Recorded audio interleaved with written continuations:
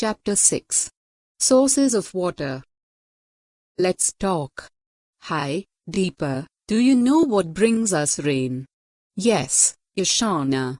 I know black clouds brings us rain. Commit to learn. Source of water. Dams, reservoirs and canals. The water cycle. Water is very essential for life. We cannot live without it. We need water to drink, wash clothes, cook food and for many other things of our daily life. Water makes our life possible. It is one of the basic constituents of all living beings. About 71% of the Earth's surface is covered with water, but only a very small portion of it, only 3%, can be used for drinking. This is because most of the water on the Earth is present in the seas and oceans, which contain salty water. Sources of water. Rain. The main source of fresh water on the Earth is rain.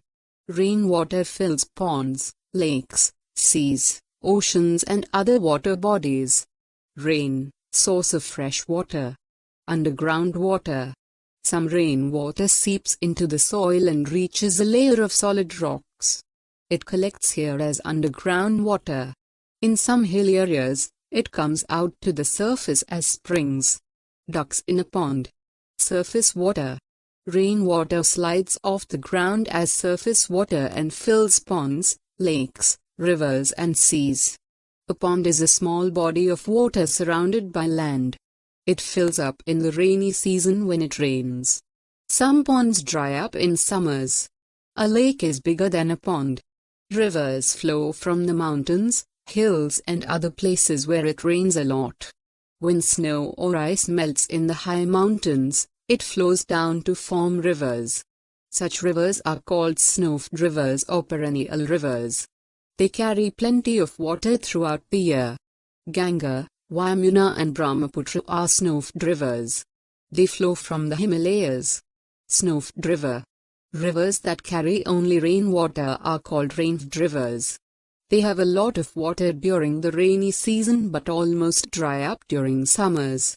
Kaveri, Krishna and Godavari are some examples of rain-fed rivers in India. Oceans and seas are very large bodies of water. They contain salty water. A sea is smaller than an ocean. There are many seas on the earth. Do you know? Pacific, Atlantic, Indian, Arctic and Antarctic are the only 5 oceans in the world. Rain-fed river. Dams, reservoirs and canals. Dams are walls built across rivers to block or control the flow of water. From dams, water is collected in artificial lakes called reservoirs. It is released when the level of water in the rivers decreases.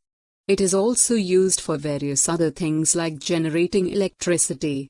Canals are dug as channels to send water from rivers or reservoirs to agricultural areas for irrigation. Dam, source of energy. It is not safe to drink water directly from natural sources.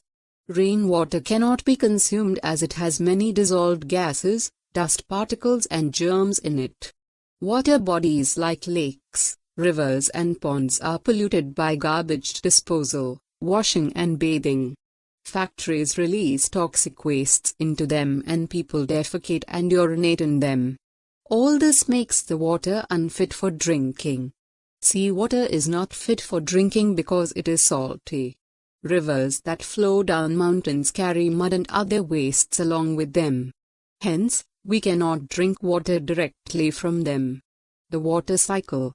Before we learn about the water cycle, let's study the process of evaporation and condensation. Evaporation.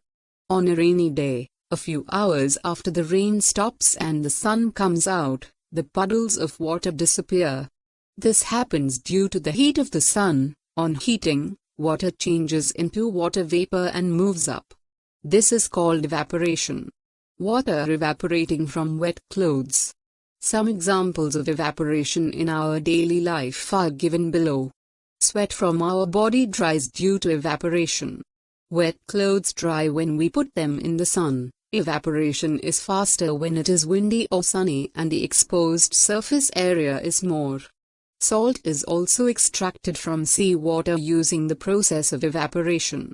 Dikes are made on the shore to prevent seawater from flowing back into the sea. These areas with dikes are called salt pans. The water in these pans gradually evaporates, leaving a layer of salt behind. This is the salt we eat after it is refined in factories. Condensation. On cooling, water vapor change back into drops of water. This is called condensation. When we boil water in a kettle, we can see steam water vapor coming out from its nozzle. If we place a plate in front of the nozzle, we will find water droplets on the surface of water vapors condensing to water droplets. The plate facing the steam. This is condensation. Dewdrops on leaves in winter is an example of condensation in our daily life. Water is circulated continuously in nature in the form of the water cycle.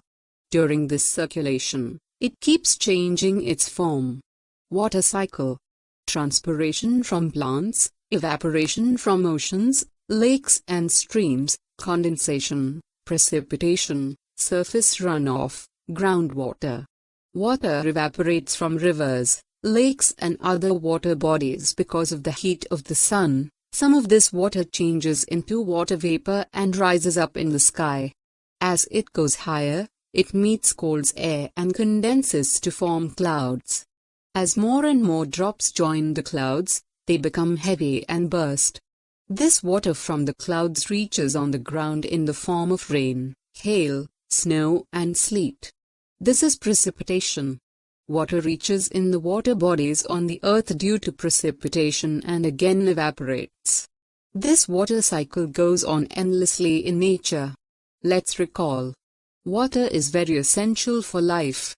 Living beings use it for several activities like bathing, drinking and washing.